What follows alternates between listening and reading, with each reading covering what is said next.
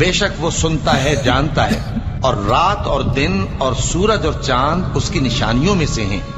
تم لوگ نہ تو سورج کو سجدہ کرو اور نہ چاند کو، بلکہ اللہ ہی کو سجدہ کرو جس نے ان چیزوں کو پیدا کیا ہے، اگر تم کو اس کی عبادت منظور ہے۔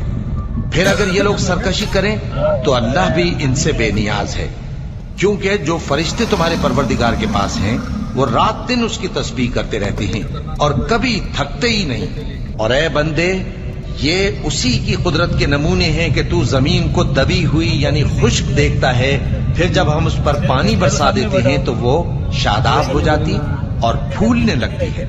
بے شک وہ جس نے زمین کو زندہ کیا وہی مردوں کو زندہ کرنے والا ہے، بے شک وہ ہر چیز پر قادر ہے۔ بے شک جو لوگ ہمارے احکام سے انحراف کرتے ہیں وہ ہم سے پوشیدہ نہیں ہیں۔ بھلا جو شخص دوزخ میں ڈالا جائے وہ بہتر ہے یا وہ